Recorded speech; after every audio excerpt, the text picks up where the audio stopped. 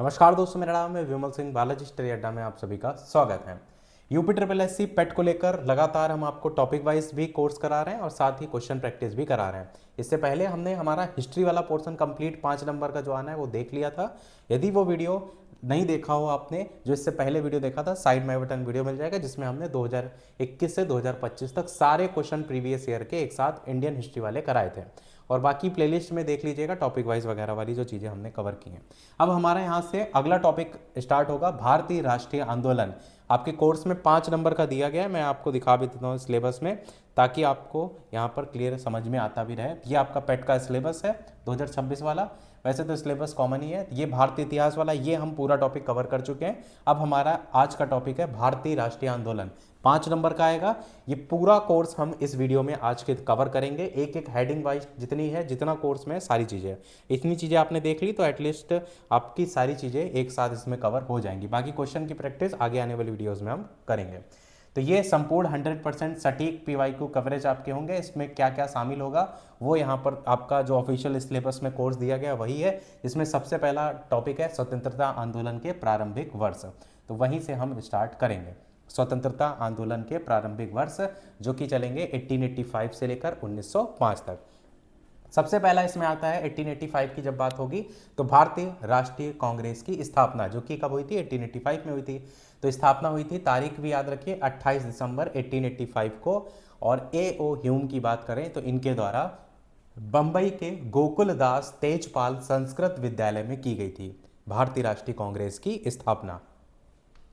पेट 2021 में यहाँ से क्वेश्चन बना है। पहले अध्यक्ष की अगर बात करते हैं भारतीय राष्ट्रीय कांग्रेस के, तो व्योमेश चंद्र बनर्जी थे।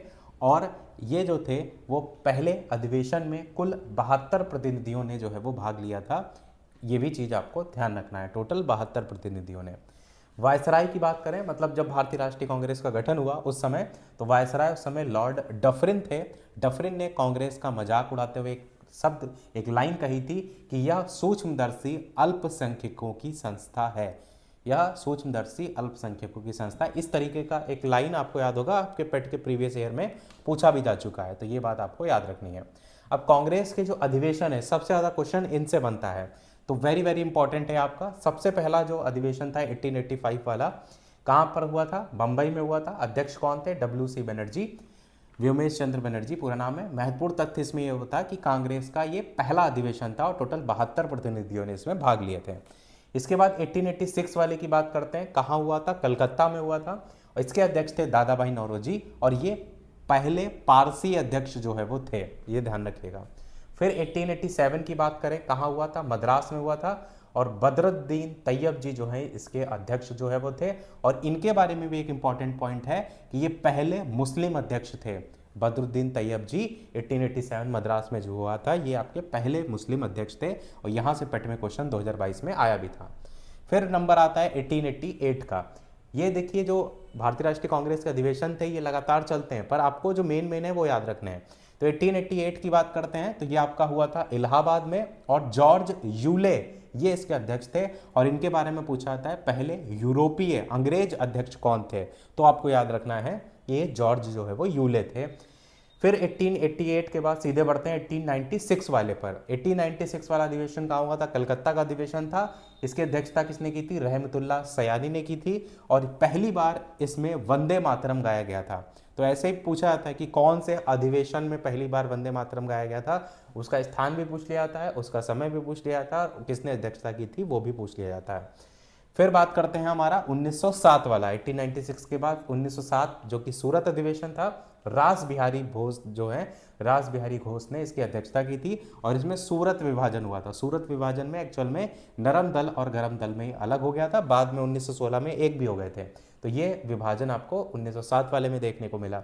फिर 1916 वाला जो अधिवेशन था, लखनऊ अधिवेशन था, इसकी अध्यक्षता अंबिका चरण मजूमदार के द्वारा की गई थी। और यहाँ पर नरम दल और गरम दल जो इसमें अलग हो गया था, ये यहाँ पर एक हो गया था, एकता हो गई थी।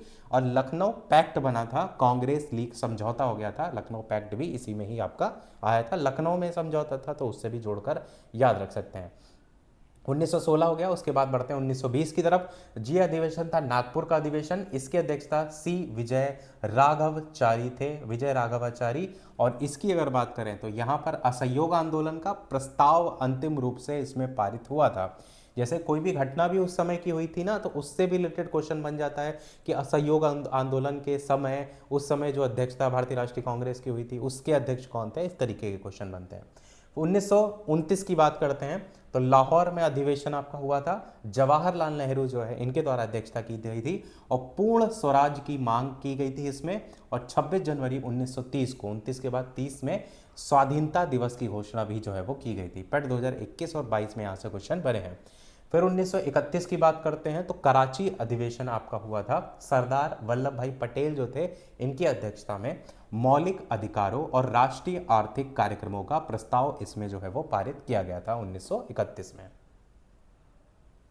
फिर बढ़ते हैं 1936 की तरफ।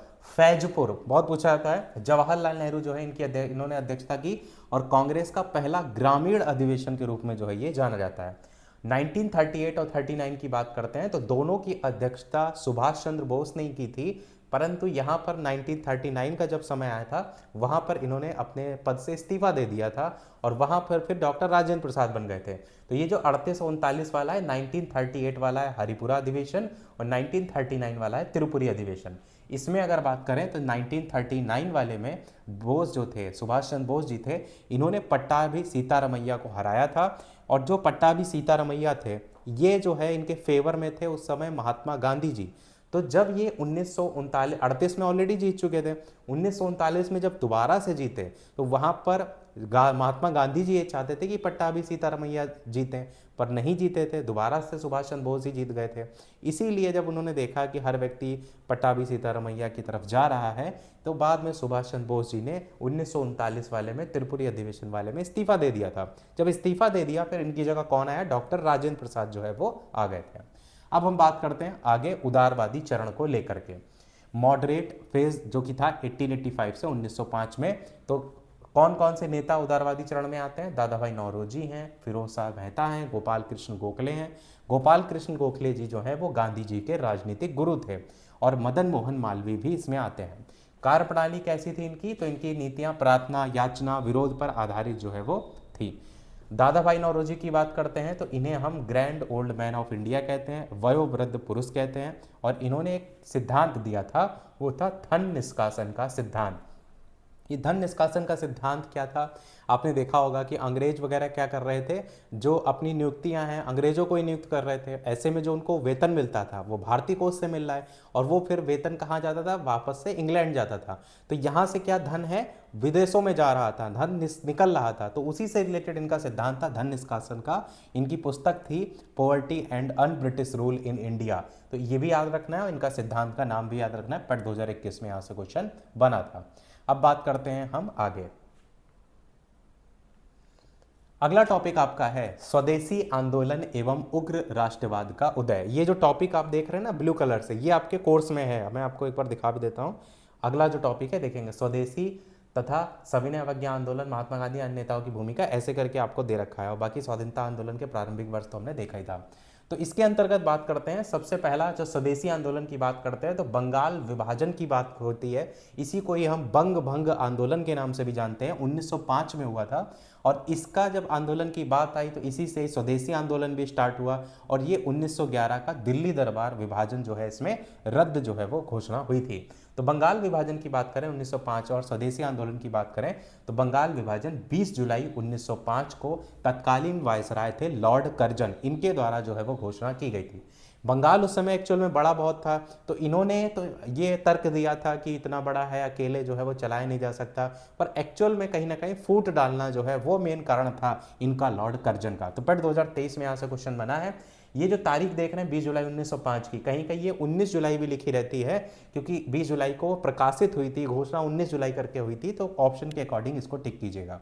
तो इसके प्रभावी होने की तिथि की बात करें तो 16 अक्टूबर 1905 को विभाजन लागू हुआ और इस दिन को हम कहते हैं शोक दिवस के रूप में। 16 अक्टूबर 1905 को शोक दिवस के रूप में। टैगोर के सुझाव पर राखी दिवस के रूप में भी इसको मनाया गया था।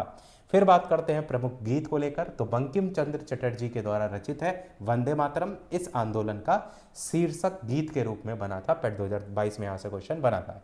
अब जब आपका बंग भंग आंदोलन हो गया, बंगाल विभाजन की बात हो गई, तो लगातार क्या हो गया, उसका विरोध होना स्टार्ट हो गया। विरोध का स्वरूप किस में देखने को मिला? स्वदेशी आंदोलन के रूप में। तो इसके प्रमुख कार्यक्रम क्या थे स्वदेशी आंदोलन में? विदेशी वस्तुओं और वस्त्रों का बहिष्कार किया गया, स्वदेशी वस्तुओं के प्रयोग को लेकर के कहा गया, राष्ट्रीय शिक्षा को बढ़ावा देने को लेकर कहा गया, स्वदेशी जो उद्योग हैं उनकी स्थापना को लेकर कहा गया। अब बात करते हैं आगे उग्र राष्ट्रवाद को लेकर के और प्रमुख घटनाक्रम। तो जब हम उग्रवादी नेताओं की बात करते हैं, अभी हमने उदारवादी की बात की जिसमें आपने गोपाल कृष्ण गोखले और अन्य नाम देखे, तो ये उग्रवादी थे। इनका मानना था कि आप ऐसे क्षमा याचना इन चीज़ों से चीज़ें काम नहीं चलने वाली हैं। तो इनमें 3 नाम देखने को मिलते थे, लाल, बाल और पाल। तो लाल से लाला लाजपत राय, बाल से बाल गंगाधर तिलक और पाल से विपिन चंद्र पाल, और एक अरविंद घोष भी नाम देखने को मिलता है। पेट से क्वेश्चन बना है 2021 में। फिर बात नंबर आता है मुस्लिम लीग की स्थापना को लेकर के। तो 30 दिसंबर 1906 का टाइम था जिसको ढाका में हुई थी इसकी स्थापना, और नवाब सलीमुल्लाह इन्होंने जो है इसकी स्थापना का प्रस्ताव रखा था। किसकी? मुस्लिम लीग की स्थापना। समय याद रखिएगा, इनका नाम याद रखिएगा।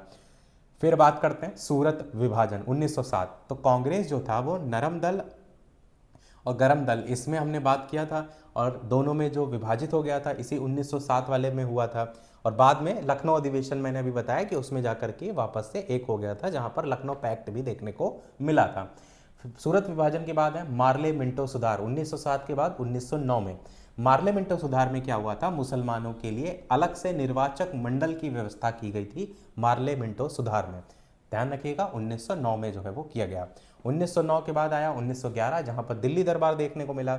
यहां पर लॉर्ड हार्डिंग द्वितीय था। इसके टाइम में किंग जॉर्ज पंचम जो थे वो भारत आए थे, इसके टाइम में लॉर्ड हार्डिंग द्वितीय के।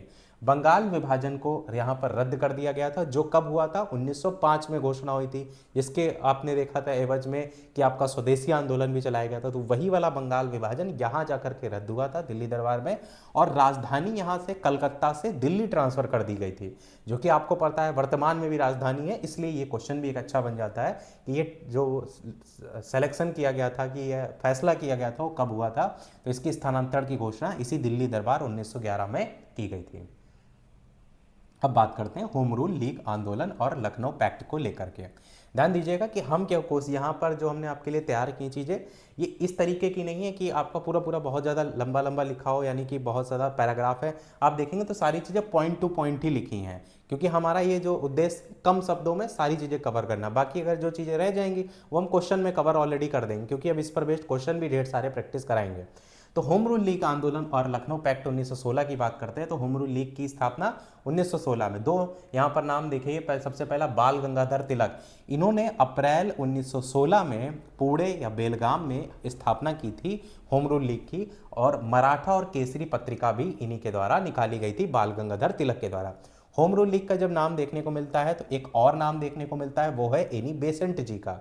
एक तो नाम आपको बाल गंगाधर तिलक देखने को मिलता है, एक एनी बेसेंट का देखने को मिलता है। इन्होंने सितंबर 1916 में, इन्होंने जो था अप्रैल 1916 में, इन्होंने सितंबर 1916 में अड्यार मद्रास में स्थापना की थी। न्यू इंडिया और कॉमनवेल्थ इनकी ये दोनों पत्रिकाएं रचना कह सकते हैं एनी बेसेंट की। तो यहां पर इन्होंने कहा किया था? अड्यार मद्रास में किया था एनी बेसेंट ने होम रूल लीग की स्थापना। और जब इनकी बात करेंगे बाल गंगाधर तिलक की, तो इन्होंने पुणे या बेलगाम में, क्योंकि होम रूल लीग में दो नाम ये देखने को मिलते हैं। फिर बात करते हैं लखनऊ पैक्ट 1916 वाला।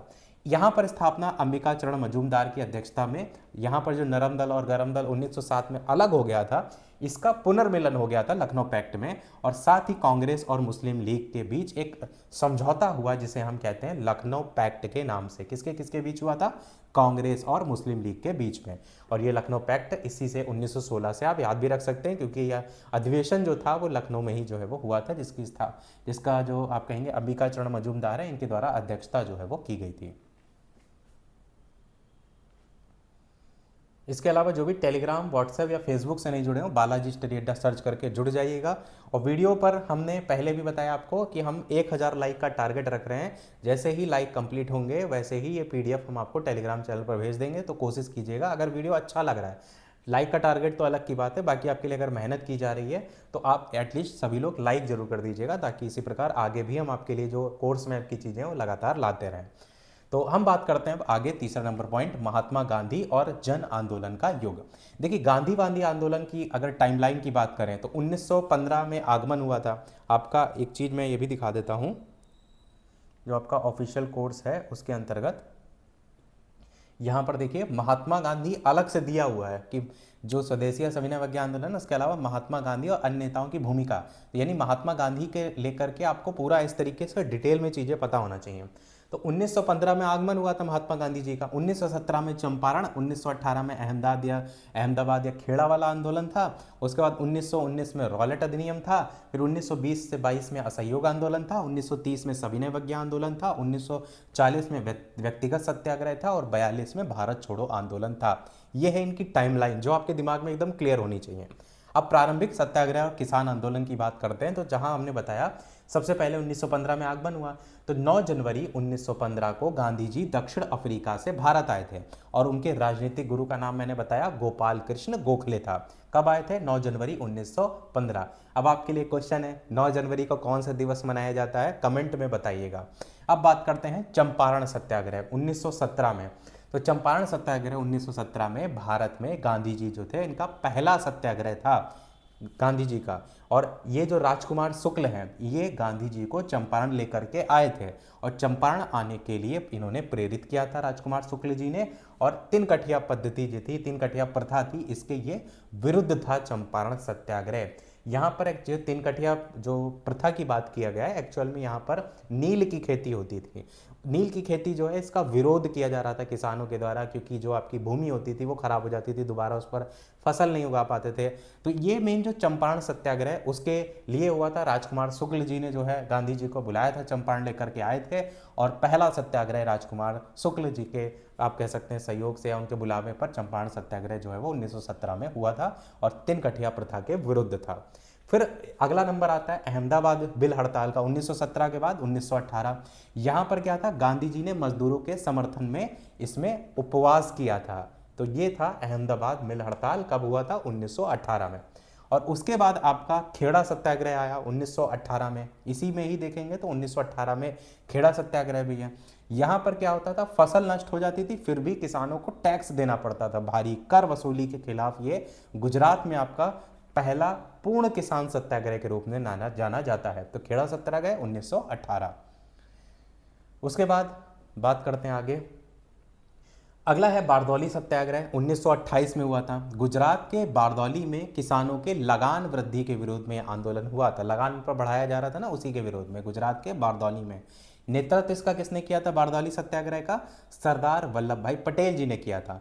और जब इसकी सफलता मिल गई तो ऐसे में महिलाओं ने इन्हें सरदार की उपाधि दी थी। आपने नाम देखा है ना, सरदार वल्लभ भाई पटेल बोलते हैं। तो सरदार जो उनके आगे लगा है, इसी बारदौली सत्याग्रह में सफलता मिलने पर उनको मिला था। कब हुआ था? 1928 में। कहाँ हुआ था? गुजरात में हुआ था। गुजरात में कहाँ? बारदौली में हुआ था। बात करते हैं आगे। अब पढ़ते हैं हम रोलेट एक्ट, जलियांवाला बाग और खिलाफत आंदोलन, जो कि 1919 में, तीनों ही घटनाएं 1919 में हुई हैं। रोलेट एक्ट क्या था? मार्च 1919 में आया था। इसमें क्या है? बिना अपील, बिना वकील, बिना दलील का कानून था, जिसको काला कानून कहा जाता था। इसमें ऐसा था कि बिना बताए किसी को भी उठाकर जेल में डाल दिया जाता था। मतलब ये तक पूछने का अधिकार नहीं था क्यों डाला जा रहा है। तो ये इसीलिए काला कानून की संज्ञा दी गई थी। इसका विरोध हुआ था। रोलेट एक्ट जो है मार्च 1919 में आया था। पेट 2021 में आया क्वेश्चन। जलियांवाला बाग हत्याकांड की बात करें, ये भी 1919 में हुआ था। 13 अप्रैल का टाइम था। यहाँ पर क्या हुआ था? डॉक्टर सत्यपाल एक थे और एक सैफुद्दीन किचलू, दो नाम आपको याद रखने हैं। इनकी एक्चुअल में गिरफ्तारी हो गई थी और इनकी गिरफ्तारी का विरोध हो रहा था। तो विरोध में क्या था? एक जलियांवाला बाग हत्याकांड, अभी भी देखेंगे तो आपको गूगल मैप पर फोटोज मिल जाएंगी। ये सत्य घटना पर आधारित है। तो यहाँ पर सत्य तो सारी घटना है, मतलब अगर आप देखना चाहें भी सर्च करके जलियांवाला बाग हत्याकांड, अब तो बहुत उसको एक म्यूजियम टाइप का लुक दे दिया गया है। तो इसमें क्या था कि एक बाग टाइप का था, इनकी गिरफ्तारी के विरोध में वहाँ पर सभी लोग सभा इकट्ठा किए थे। वहां पर जनरल डायर थे, जनरल आर डायर, इन्होंने क्या किया था, निहत्थी भीड़ पर गोलियां चलवा दी थी। वहां पर एक कुआं टाइप का ही बना था, कई लोग उसमें कूद गए थे और गोलियों के निशान भी अभी तक देखने को मिलते हैं, आप वहां पर जलियांवाला बाग हत्याकांड के अंतर्गत देखते हैं। तो ये पेट 2022-25 में यहाँ से क्वेश्चन बन चुके हैं। ये जब जलियांवाला बाग हत्याकांड हुआ, कई लोग मारे गए इसमें, तो ऐसे में क्या हुआ, विरोध में रविन्द्रनाथ टैगोर जी जो थे, इन्होंने अपनी नाइटहुड या सर की जो उपाधि थी वो लौटा दी थी। और हंटर कमीशन की बात करते हैं, इसी जलियांवाला बाग हत्याकांड से संबंधित है। हत्याकांड जब हो गया, इसकी जांच हुई, जांच के लिए ब्रिटिश सरकार ने क्या किया, हंटर समिति या हंटर कमीशन जो था, इसका गठन जो है वो किया था। किसकी, इसी जलियांवाला बाग हत्याकांड की जांच के लिए। पर कोई खास इन पर, यानी जो जनरल डायर थे ना, इनके ऊपर कोई किसी प्रकार का मुकदमा या ऐसी कोई चीज देखने को इसके थ्रू जो है वो नहीं मिली थी, हंटर कमीशन के थ्रू। फिर बढ़ते हैं हम खिलाफत आंदोलन की तरफ। खिलाफत आंदोलन भी 1919 में ही हुआ था। इसमें क्या था, इसमें तुर्की के खलीफा के समर्थन में अली बंधु थे जिन्होंने इसको शुरू किया था, और गांधी जी ने इसे असहयोग आंदोलन से जोड़ दिया था। असहयोग आंदोलन जो था वो जस्ट इसके बाद देखने को मिला था, तो 1919 में आपका खिलाफत आंदोलन हुआ था। अब बढ़ते हैं हम हमारे असहयोग आंदोलन जो कि हुआ था 1920 में। असहयोग आंदोलन के कार्यक्रम में सरकारी जो उपाधियां हैं उनका त्याग, जैसे आपने स्वदेशी आंदोलन देखा था ना अभी स्टार्टिंग में 1905 का जो बंगाल विभाजन हुआ था उसके जस्ट बाद, उससे थोड़ा थोड़ा मिलती हुई चीजें आपको देखने को मिलेंगी। जैसे यहाँ पर असहयोग आंदोलन में भी मतलब वही है, सहयोग ना करना, तो सरकारी उपाधियों का त्याग किया गया, जो अदालत हैं, स्कूल हैं, इनका बहिष्कार किया गया, विदेशी वस्तुओं का बहिष्कार किया गया, स्वदेशी खादी को बढ़ावा दिया गया, ये सारी चीजें जो है वहां पर देखने को मिली।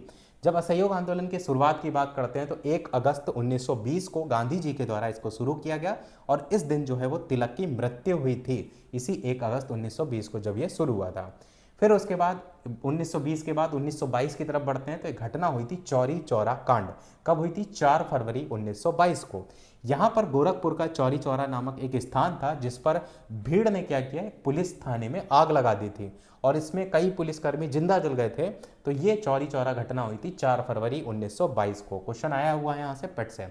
फिर जब आंदोलन वापस, ये भी इतनी हिंसक घटना हो गई तो फिर यहाँ पर क्या हुआ, इसके कारण आंदोलन वापस ले लिया गया। हिंसक घटना से आहत होकर के 12 फरवरी 1922 को, 4 फरवरी को ये घटना हुई, 12 फरवरी 1922 को ही ये आंदोलन वापस ले लिया गया। कौन सा आंदोलन, असहयोग आंदोलन, जो कि महात्मा गांधी जी ने जो है वो शुरू किया था, इस घटना से आहत होकर इन्होंने वापस ले लिया। फिर बढ़ते हैं हम 1923 की तरफ। ये वाला 1921 में आंदोलन वापस वाला आया क्वेश्चन। तो स्वराज्य पार्टी के गठन की बात होती है 1923 में, जहां पर आंदोलन समाप्ति से निराश होकर के जनवरी 1923 में चित्तरंजन दास थे, देशबंधु जिनको कहा जाता है, और मोतीलाल नेहरू थे। इन्होंने क्या किया, स्वराज्य पार्टी की स्थापना की। किससे, आंदोलन समाप्ति से निराश होकर। क्योंकि ऐसा होता है कि आपके समर्थन में हर व्यक्ति नहीं होता है। आपने यहाँ पर आंदोलन वापस ले लिया, पर आपके कुछ ऐसे भी तो होंगे जो कहेंगे नहीं नहीं वापस लेना चाहिए। तो यहाँ पर इसीलिए स्वराज्य पार्टी का गठन किया गया, और यहाँ पर ये 2 नाम देखने को मिलते हैं। समय याद रखिएगा, नाम ध्यान रखिएगा, और स्वराज्य पार्टी के बाद आगे बात करते हैं। साइमन कमीशन, नेहरू रिपोर्ट और जिन्ना के 14 सूत्र। तो साइमन कमीशन 1927 में, नेहरू रिपोर्ट 1928 में, जिन्ना के 14 सूत्र 1929 में, और पूर्ण स्वराज 1929 में। ये आपको अगर थोड़ा सा चार्ट क्लियर होता है ना दिमाग में कि पहले कौन सा है, कई क्वेश्चन बन जाते हैं कि क्रम से लगाइए, ग्रेटर देन और स्मॉलर देन के तरीके से क्वेश्चन बनता है। तो साइमन कमीशन की बात करते हैं। साइमन कमीशन 1927 से 28 में आया। इसके सभी जितने भी सदस्य थे वो अंग्रेज थे, इसलिए इसे क्या कहते थे, श्वेत कमीशन कहा जाता था। इसमें भारतीय नहीं था।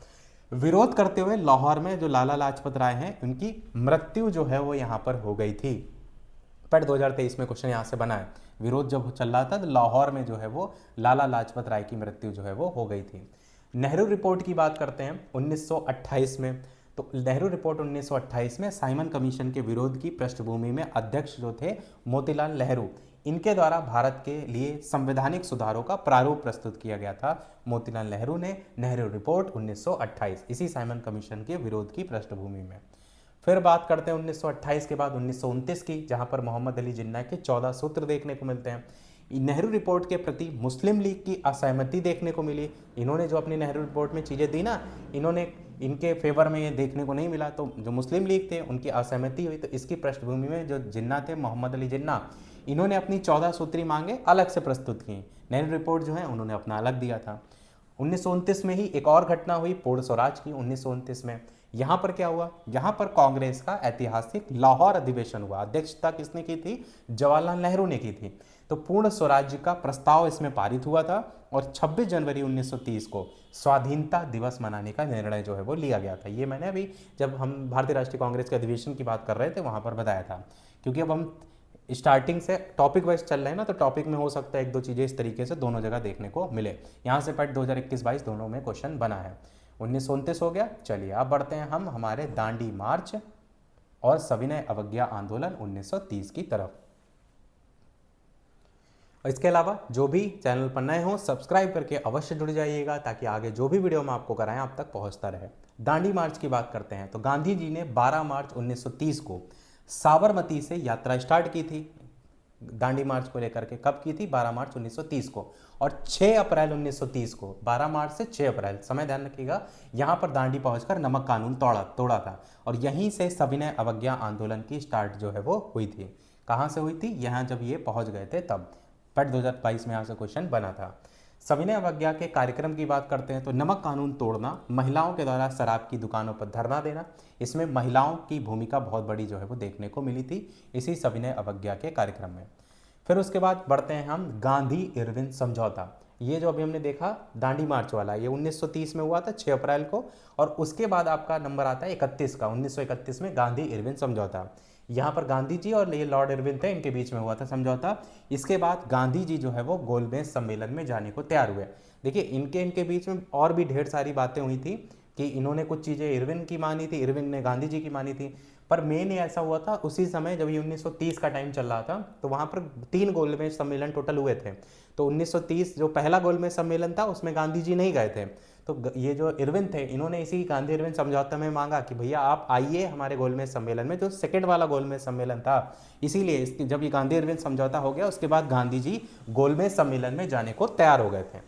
आगे बात करते हैं हमारा कराची अधिवेशन 1931 वाला। इसी 5 मार्च 1931 के बाद कराची अधिवेशन, तो इसमें अध्यक्षता की बात करें तो सरदार पटेल ने की थी। मौलिक अधिकारों और राष्ट्रीय आर्थिक कार्यक्रम का प्रस्ताव जो है इस कराची अधिवेशन में पास हुआ था। तो सरदार पटेल जो है इन्होंने अध्यक्षता। अब बढ़ते हैं गोलमेज सम्मेलन, जो भी मैंने आपको समझाया था, राउंड टेबल कॉन्फ्रेंस इसको कहते हैं। 1930, 31 और 32 इसमें हुई थी। तो पहला जो हुआ था गोलमेज सम्मेलन 1930 में हुआ था, यहाँ पर कांग्रेस ने भाग नहीं लिया था और डॉक्टर अंबेडकर जो है इसमें शामिल हुए थे। तो पहला ये हो गया हमारा। दूसरा वाला 1931 में हुआ और यहाँ पर इसके होने से पहले गांधी इरविन समझौता हो चुका था। गांधी इरविन समझौता में इन्होंने कह दिया कि आप जो है गांधी जी से आप आइएगा हमारे गोलमेज सम्मेलन में, ये हमारी शर्त है। तो इसीलिए गांधी जी ने कांग्रेस के एकमात्र प्रतिनिधि के रूप में इसमें भाग लिया था। पहले में कांग्रेस ने भाग नहीं लिया था। पैट 2023 में यहाँ से क्वेश्चन बना था। फिर बात करते हैं तीसरे को लेकर। तीसरा गोलमेज सम्मेलन 1932 में हुआ। कांग्रेस ने बहिष्कार किया यहाँ पर और डॉक्टर अंबेडकर और सप्रू जो है इन्होंने तीनों में भाग लिया था। डॉक्टर भीमराव अंबेडकर इसमें सब में थे और सप्रू जो थे वो भी सब में थे। पर कांग्रेस ने यहाँ पर फिर से बहिष्कार कर दिया। यहाँ पर कांग्रेस के एकमात्र जो अधिवेशन एकमात्र प्रतिनिधि उसके रूप में आए थे, पर तीसरे में फिर से नहीं आए थे। तो ये 3 गोलमेज सम्मेलन आपको क्लियर हो गए, 1930, 1931 और 1932 में हुए थे। चलिए अब बढ़ते हैं अगले की तरफ, कम्युनल अवार्ड 1932 और पूना पैक्ट की तरफ। कम्युनल अवार्ड की अगर बात करते हैं तो ब्रिटिश प्रधानमंत्री थे जिनका नाम था रैमसे मैकडोनाल्ड, इनके द्वारा जो है वो घोषित था ये कम्युनल अवार्ड। इसमें क्या था, डिप्रेस्ड क्लासेस यानी दलितों के लिए अलग से निर्वाचन, सेपरेट इलेक्टोरेट जो है इसका प्रावधान जो है वो किया गया था। कम्युनल अवार्ड 1932 की जब बात करेंगे।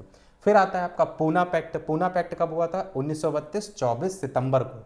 पूना पैक्ट की बात करें तो कम्युनल अवार्ड के विरोध में, ये जो ऊपर आया था ना कम्युनल अवार्ड जिसमें ब्रिटिश प्रधानमंत्री थे, इसमें जो दलित हैं उनके लिए अलग से निर्वाचक का प्रावधान किया जा रहा है, यहाँ पर इसका विरोध किया जा रहा है पूना पैक्ट में।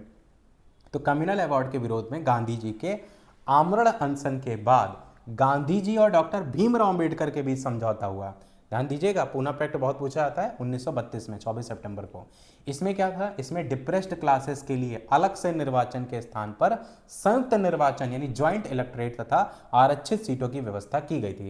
यानी जो ये सेपरेट इलेक्टोरेट किया गया था ना, इसको यहाँ पर बदल दिया गया, यहाँ पर क्या कर दिया गया, संयुक्त निर्वाचन कर दिया गया। तो कम्युनल अवार्ड इसी से ही आपको जोड़ करके याद करने में आसानी होगी। तो यहाँ पर ज्वाइंट इलेक्ट्रेट आ गया, और दूसरी चीज एक आ गया था आरक्षित सीटों की व्यवस्था भी यहाँ पर कर दी गई थी। अब बढ़ते हैं हम आगे बढ़ते हैं क्रांतिकारी आंदोलन एवं उग्र राष्ट्रवाद। तो प्रमुख क्रांतिकारी संगठन में वेरी वेरी इंपॉर्टेंट है, बहुत क्वेश्चन बनते हैं यहाँ से। सबसे पहले कौन सा संगठन है, उसका क्या संस्थापक हैं, स्थान, वर्ष और मुख्य घटना। सबसे पहला संगठन है अभिनव भारत। अभिनव भारत की बात करें, इसके संस्थापक थे वी.डी. सावरकर।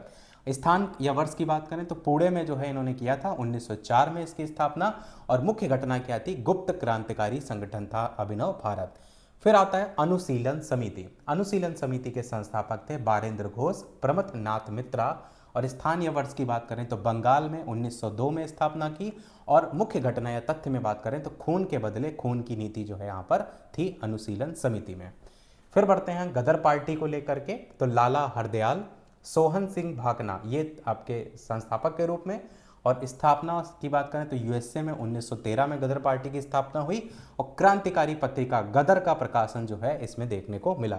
अच्छा, जो हम करंट अफेयर करा रहे हैं अलग अलग टॉपिक वाइज, उसको लेकर के भी आप अवश्य पेट के लिए देखते रहिएगा, क्योंकि एक साथ उतनी आप करंट अफेयर नहीं कवर कर पाएंगे। तो जैसे फीफा वर्ल्ड कप हो गया, या आपका अलग से जो पुरस्कार हो गया, हमने जनवरी से आपके जुलाई तक एक साथ कराए थे, या रामसर साइट्स हो गया, ऐसे छोटे छोटे टॉपिक साथ साथ में आप अवश्य कवर करते हुए चलिएगा, जो हम ऑलरेडी करा चुके हैं। एचआरए की बात करें, हिंदुस्तान रिपब्लिकन एसोसिएशन, तो सचिंद्र नाथ सान्याल, राम प्रसाद बिस्मिल और जोगेश चंद्र चटर्जी, 3 नाम देखने को मिलते हैं एचआरए में। बाद में इसका नाम एचएसआरए हो गया था। तो Hindustan Republican association full form है, बाद में सोशलिस्ट वर्ड जो है वो जुड़ गया था। तो इसकी जब बात करते हैं तो कानपुर में 1924 में अध्यक्ष था, और काकोरी ट्रेन एक्शन हुआ था, इसको इन्होंने अंजाम दिया था एचआरए ने। एचआरए के बाद बढ़ते हैं हम, आपका इसमें मेन हेडिंग एचएसआरए यहां देखने को मिलेगी। एचएसआरए हिंदुस्तान सोशलिस्ट रिपब्लिकन, मैंने बताया एचआरए क्या बन गया था, एस वर्ड आ गया था, तो सोशलिस्ट आ गया था, और इसमें नाम देखने को मिलता है चंद्रशेखर आजाद, भगत सिंह का। यहां पर दिल्ली में हुआ था स्थापना 1928 में, पहले वाला 1924 में था। यहां पर सैंडर्स की हत्या व बम कांड हुआ था। वेरी वेरी इंपॉर्टेंट है ये, आपने मूवीज वगैरह में भी देखा होगा, चंद्रशेखर आजाद जी और भगत सिंह की मूवी कई बनी है ना, तो वहां पर भी आपने देखा होगा। अब बढ़ते हैं हम आगे। तो जैसा कि क्रांतिकारी आंदोलन की प्रमुख घटनाएं हमारा अगला टॉपिक है, जिसमें अभी हमने काकोरी ट्रेन एक्शन की बात की। देखिए, पहले काकोरी कांड नाम हुआ करता था, पर अब नाम बदल दिया गया है, काकोरी ट्रेन एक्शन कर दिया गया है। तो 9 अगस्त 1925 को यह घटना हुई। एचआरए जो अभी मैंने नाम बताया, हिंदुस्तान रिपब्लिकन एसोसिएशन करके, तो इनके सदस्य थे राम प्रसाद बिस्मिल, अशफाक उल्ला खां, राजेंद्र लाहिड़ी, रोशन सिंह। इन्होंने क्या किया था, 8 डाउन ट्रेन का सरकारी खजाना जो है लूटा था। पेट 2023 में क्वेश्चन यहाँ से बना था, काकोरी ट्रेन एक्शन। फिर बढ़ते हैं हम सैंडर्स की हत्या को लेकर के, तो ये कब हुई थी, 1928 में। लाला लाजपत राय की मौत का बदला लेने के लिए, अब आपको ये चीज याद आई लाला लाजपत राय वाला, अभी हमने ऊपर आपको जो सैंडर्स वाली जो इंसिडेंट की बात किया था, वहीं पर लाला लाजपत राय की मृत्यु हुई थी। तो इसी की मौत का बदला लेने के लिए भगत सिंह, राजगुरु और आजाद जी थे, इन्होंने सैंडर्स को मार डाला था। बम कांड आपको बताया भी था। देखिए अगला पॉइंट क्या है, 1928 के बाद केंद्रीय असेंबली बम कांड, 8 अप्रैल 1929 को भगत सिंह और बटुकेश्वर दत्त, इन्होंने क्या किया था, असेंबली में बम फेंका था, और बहरों को सुनाने के लिए ये कहा गया था इसमें। तो ये बहुत ज़्यादा फेमस है घटना, आपको सभी को पता होगा कब हुआ था, 8 अप्रैल 1929 में केंद्रीय असेंबली बम कांड। फिर है अगला पॉइंट, चटगांव शस्त्रागार लूट 1930 में। क्रांतिकारी थे सूर्यसेन, मास्टर दाबी सूर्यसेन को कहा जाता है। इनके नेतृत्व में शस्त्रागार को लूटा गया था। चटगांव शस्त्रागार लूट 1930 में यही थी। इनका नाम पूछा जाता है सूर्यसेन, जिन्हें क्या कहा जाता है, मास्टर दा जो है वो कहा जाता है। उसके बाद बढ़ते हैं, कांग्रेस सोशलिस्ट पार्टी 1934 में आई थी। आचार्य नरेंद्र देव और जयप्रकाश नारायण, इनके द्वारा स्थापित हुई थी कांग्रेस सोशलिस्ट पार्टी। उद्देश्य क्या था इसका, उद्देश्य यह था कि कांग्रेस के भीतर समाजवादी विचारधारा को कैसे लाया जाए, कैसे संगठित किया जाए, ये जो है मेन इसमें देखने को मिला था कांग्रेस सोशलिस्ट पार्टी में। बढ़ते हैं हम आगे बढ़ते हैं शहीद दिवस को लेकर, जो कि आपको पता है 23 मार्च 1931 को भगत सिंह, सुखदेव और राजगुरु, इन तीनों को लाहौर जेल में फांसी दे दी गई थी। और इससे पहले 27 फरवरी 1931 को, इस 23 मार्च से कुछ दिन पहले यानी 1 महीना पहले लगभग 27 फरवरी 1931 को चंद्रशेखर आज़ाद इलाहाबाद के अल्फ्रेड पार्क में शहीद हुए थे। ये तो आपको सभी को घटना पता ही है। अब वहाँ पर इलाहाबाद में आपका इस नाम से पार्क भी है वर्तमान में, और इनको घेर लिया था तो इन्होंने कहा था मैं किसी का मतलब हाथ में नहीं आऊँगा, अंग्रेजों या किसी के, तो इन्होंने खुद को गोली मार ली थी। तो ये अल्फ्रेड पार्क में शहीद हुए थे 27 फरवरी 1931 को, और जो फांसी दी गई थी वो था 23 मार्च 1931। 3 नाम आपको याद रखने, और इसी दिन 23 मार्च को शहीद दिवस मनाया जाता है। अब बढ़ते हैं आगे। विधायी संशोधन तथा ब्रिटिश इंडिया एक्ट। अधिनियमों में द्वैध शासन देखने को मिलता है, तो इसका स्पष्टीकरण आपको पढ़ना जरूरी है। भारत शासन अधिनियम सबसे पहले कौन सा, 1919 वाला। प्रांतों में द्वैध शासन जो है वो स्टार्ट हुआ था भारत शासन अधिनियम 1919 में। प्रांतीय विषयों को आरक्षित और हस्तांतरित जो है इसमें बांट दिया गया था। तो द्वैध शासन कब आया था, भारत शासन अधिनियम 1919 में। फिर प्रांतों में द्वैध शासन समाप्त करके प्रांतीय स्वायत्ता जब है वो आ गई थी इस 1935 वाले में। 1919 में आया द्वैध शासन, पर भारत शासन अधिनियम 1935 वाले में इसी प्रांतों में द्वैध शासन को समाप्त कर दिया गया, और प्रांतीय स्वायत्ता, इसको हम कहते हैं प्रोविंशियल ऑटोनॉमी, ये स्टार्ट की गई, और केंद्र में द्वैध शासन का प्रावधान वहां कर दिया गया। प्रांतों से हटा करके केंद्र में कर दिया गया, लेकिन वो कभी लागू नहीं हुआ था। कर तो दिया गया था प्रावधान, पर लागू नहीं हुआ था। पर पूछा जाता है कि केंद्र में जो है वो किस अधिनियम में किया गया, तो 1935 वाले में किया गया। अब भारत शासन अधिनियम 1919 और 1935 में हम कंपैरिजन देखते हैं, क्योंकि आपके इनसे क्वेश्चन आप देखते हैं बहुत ज़्यादा बनते हैं, एक नया क्वेश्चन हर बार बन जाता है। तो जब द्वैध शासन की बात करते हैं तो अधिनियम प्रांतों में इसे लागू किया गया था 1919 में। अधिनियम 1935 में अगर बात करें तो प्रांतों से समाप्त कर दिया गया और केंद्र में प्रस्तावित कर दिया गया था। प्रांतीय स्वायत्ता की बात करें तो अधिनियम 1919 में नहीं थी, पर अधिनियम 1935 में प्रांतीय स्वायत्ता लागू हुई थी, और यहीं से पेट 2021 में क्वेश्चन जो है वो बना था। तो इसीलिए जब हम प्रीवियस ईयर को भी साथ में जो है वो करते हुए चलते हैं तो हमें ये चीज़ जानकारी होती है कि कहाँ कहाँ क्वेश्चन बन सकते हैं, कैसे कैसे टॉपिक से बन सकते हैं। इसीलिए हम आपको अलग से 2021 से 2025 तक इस टॉपिक से यानी भारतीय राष्ट्रीय आंदोलन के टॉपिक से कितने क्वेश्चन आ चुके हैं, क्योंकि आप अगर 5-5 के हिसाब से देखेंगे सारी शिफ्टों को मिलाकर लगभग 70 क्वेश्चन इस टॉपिक से बनेंगे। तो सारी शिफ्ट 2021, 22, 23 और 25 वाली, तो उससे 70 क्वेश्चन बन जाएंगे, वो हम आपको अलग से कराएंगे। फिर आपका पढ़ते हैं आगे। 3 सूचियां आपकी संघ, प्रांतीय और समवर्ती में जो है ये आपका बढ़ गया था, इसकी जब बात जो है वो हो रही है। यहाँ पर देखेंगे तो शक्तियों का जो विभाजन है वो आपका, जब हम बात करेंगे किसकी, 1919 वाले अधिनियम की, तो ये केंद्रीय और प्रांतीय विषयों में था विभाजन शक्तियों का। पर अगर इसकी बात करेंगे 1935 वाले की, तो 3 सूचियां संघ, प्रांतीय और समवर्ती में विभाजन था। निर्वाचन प्रणाली की बात करते हैं 1919 वाले में सिखों, ईसाइयों आदि तक विस्तार था। 1935 वाले में पृथक निर्वाचन व्यवस्था को विभिन्न समुदायों तक विस्तारित या जारी जो है वो रखा गया था इस वाले में, 1935 वाले में। अब बात करते हैं भारत सरकार अधिनियम 1935 के कुछ और तथ्य, जिसमें अखिल भारतीय संघ का नाम देखने को मिलता है, ऑल इंडिया फेडरेशन। ब्रिटिश प्रांतों और देसी रियासतों को मिला करके एक संघ बनाने का प्रस्ताव इसमें अखिल भारतीय संघ में रखा गया था।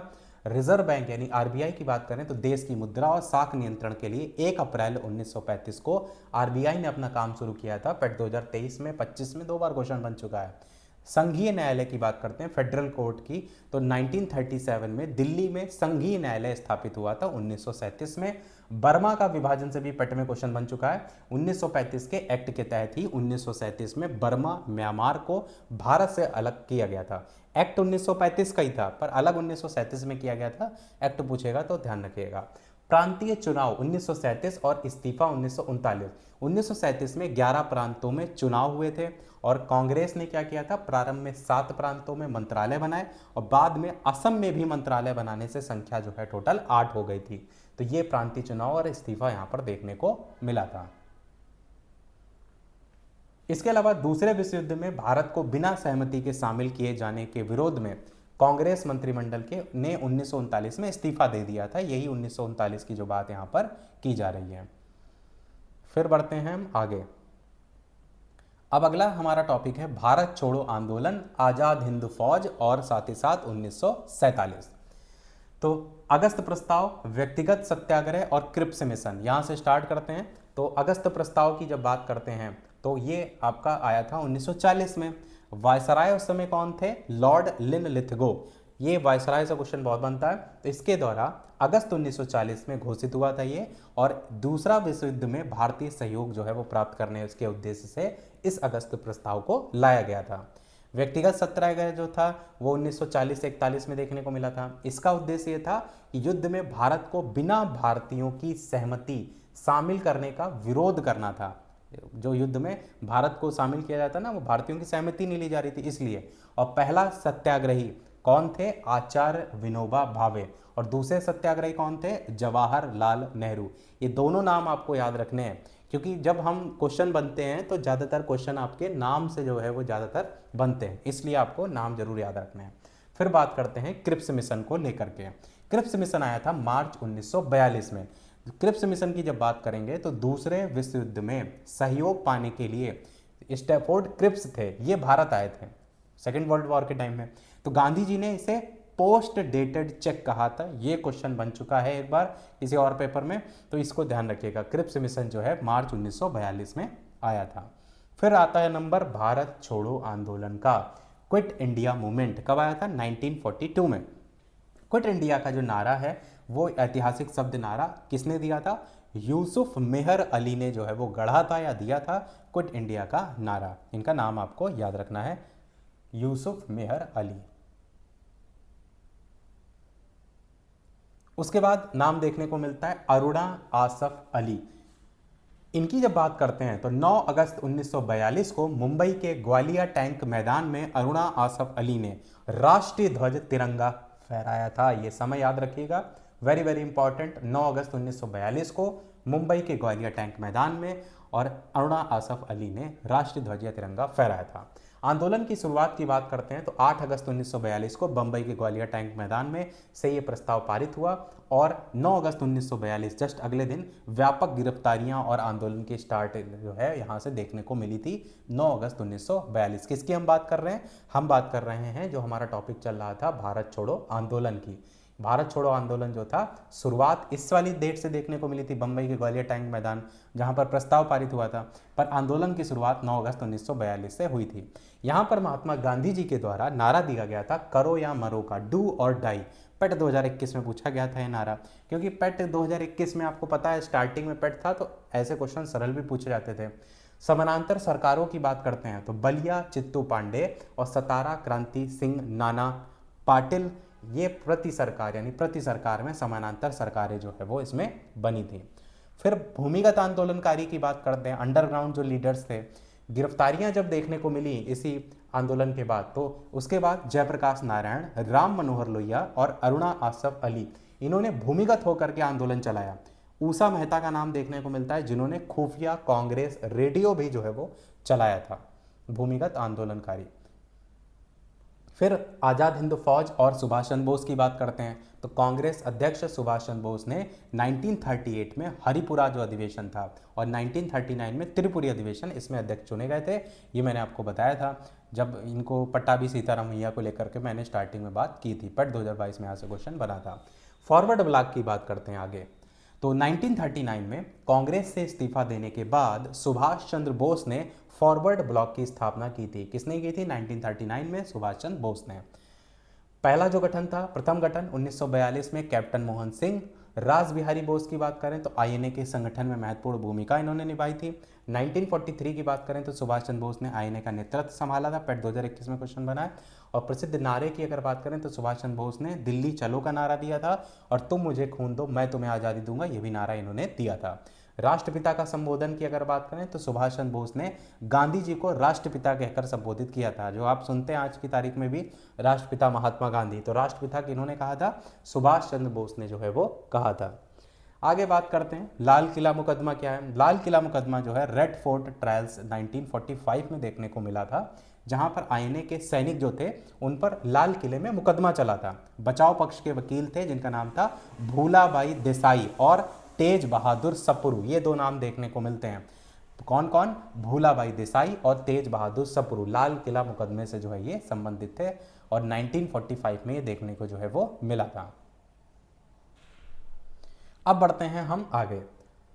अगला है स्वतंत्रता का अंतिम चरण 1945 से 1947 का जो चेन है, इसमें देखेंगे तो वेवेल प्लान आया था 1945 में, कैबिनेट मिशन आया था 1946 में, इंटरिम जो गवर्नमेंट है वो आई थी 1946 में, डायरेक्ट एक्शन डे आया था 1946 में, फिर माउंटबेटन प्लान था 1947 में, इंडिपेंडेंस एक्ट आया था 1947 में। ये है जो इसकी चेन, जिसमें हम बात करते हैं सबसे पहले वेवेल योजना, जिसको हम शिमला सम्मेलन भी कह सकते हैं, कब हुआ था? 1945 में हुआ था। हमारे अगर कोर्स को थोड़ा सा हम देखें तो यहाँ पर विधायी संशोधन ये वाला हो गया, भारत छोड़ो आंदोलन, आज़ाद हिंद फौज, नेताजी सुभाष चंद्र बोस, यही आपके कोर्स में जो है वो दे रखा है। ठीक है, चलिए, तो वेवेल योजना या शिमला सम्मेलन की बात करें तो कांग्रेस और मुस्लिम लीग के बीच विवाद के कारण सम्मेलन इसमें विफल रहा था। कांग्रेस और मुस्लिम लीग के बीच विवाद हो गया था, तो 1945 वाला विफल रहा था। रॉयल इंडिया नेवी विद्रोह की बात करते हैं तो 1946 में बंबई या मुंबई में भारतीय नौसैनिकों के द्वारा ब्रिटिश शासन के विरुद्ध ये किया गया एक महत्वपूर्ण विद्रोह था, रॉयल इंडियन नेवी विद्रोह। कैबिनेट मिशन की बात करें तो 1946 में आया था, मार्च 1946 में भारत आया था कैबिनेट मिशन, और इसी की सिफारिशों पर भारत की संविधान सभा कॉन्स्टिट्यूशनल असेंबली का गठन हुआ था मार्च 1946 में। कैबिनेट मिशन 1946 में आया था। प्रत्यक्ष कार्रवाई दिवस की बात करते हैं, डायरेक्ट एक्शन डे की अगर बात करते हैं तो 16 अगस्त 1946 को मुस्लिम लीग ने अलग से पाकिस्तान के लिए दंगे जो है वो भड़काए थे। प्रत्यक्ष कार्रवाई दिवस जो है वो आपको याद रखना है, 16 अगस्त 1946 को। फिर आता है माउंटबेटन योजना, जो कि हुआ था 3 जून 1947 को। भारत और पाकिस्तान के विभाजन का जो खाका था वो किसने तैयार किया था? तो ये आपके माउंटबेटन ही तो थे। तो माउंटबेटन योजना 3 जून 1947 को। भारतीय स्वतंत्रता अधिनियम 1947 18 जुलाई 1947 को जो है ब्रिटिश संसद में ये बिल पास हुआ था। भारतीय स्वतंत्रता अधिनियम वाला कब हुआ था? 18 जुलाई 1947 को। और अंततः 15 अगस्त 1947 को भारत एक स्वतंत्र राष्ट्र बन गया था। तो स्वतंत्र राष्ट्र तो बना था बाद में 15 अगस्त को, पर यह बिल पास हुआ था 18 जुलाई 1947 को। बढ़ते हैं हम आगे, और ये हो गया हमारा अगला लास्ट क्वेश्चन आपके लिए, जिसका आंसर आपको कमेंट में जो है वो बताना है। हमारा पूरा टॉपिक ये हो गया समाप्त, और इसके अगले वाले वीडियो में हम आपको कराएंगे क्वेश्चन प्रैक्टिस, और उससे पहले आपके लिए एक क्वेश्चन जिसका आंसर आपको कमेंट में जो है वो बताना है। तो ये है आपका क्वेश्चन, भारतीय राष्ट्रीय आंदोलन, इसके दौरान 9 अगस्त 1942 को मुंबई के ग्वालिया टैंक मैदान में तिरंगा फहराने के लिए किसे जाना जाता है? ए ऑप्शन है सुचेता कृपलानी, बी ऑप्शन है अरुणा आसफ अली, सी ऑप्शन है सरोजिनी नायडू, और डी ऑप्शन है आपका कस्तूरबा गांधी। तो अपना आंसर आपको बताना है वीडियो के मेन कमेंट में टाइप करके। तो सभी लोग अपना आंसर बताइएगा, और वीडियो कैसा लगा कमेंट में अच्छा सा कमेंट भी कर दीजिएगा, कि हमें भी मोटिवेशन आपके अच्छे अच्छे कमेंट देखकर जो है वो मिलता रहता है। बाकी वीडियो लाइक सभी लोग अवश्य कर दीजिएगा, ताकि हम भी मोटिवेट होता रहें, और जल्द ही हम आपके लिए अगला टॉपिक भी इसी प्रकार अच्छे से अच्छा कवर कर सकें। पर एक चीज़ का जरूर ध्यान रखिएगा कि आगे जो भी हम क्वेश्चन कराएं उनको जरूर आप प्रैक्टिस करिएगा, क्योंकि ये जो चीज़ें आप कर रहे हैं वो अगर इसमें कुछ चीज़ें छूट जाती हैं तो क्वेश्चन में वो सारी चीज़ें कवर हो जाती है, क्योंकि हम जितने भी प्रीवियस ईयर होते हैं UPSSC के अलग अलग एग्जाम में जो क्वेश्चन पूछे जाते हैं वो एक साथ सारे प्रैक्टिस करते हैं, तो उससे आपकी अच्छी तैयारी होती है। तो जल्दी हम इस पर बेस्ड क्वेश्चन भी आपके लेकर के आएंगे। बाकी जो भी टेलीग्राम से, फेसबुक से, या फिर आपका व्हाट्सएप ग्रुप से नहीं जुड़े, इसी वीडियो के डिस्क्रिप्शन में लिंक मिल जाएगी, कमेंट में लिंक मिल जाएगी, अवश्य जुड़ जाइएगा। बाकी वीडियो लाइक शेयर सब्सक्राइब अवश्य कीजिएगा, और लोग के साथ शेयर भी कर दीजिएगा, ताकि और भी आपके माध्यम से जुड़ पाएँ। तो मिलते हैं फिर अगले वीडियो में, तब तक के लिए सभी को नमस्कार, जय हिंद।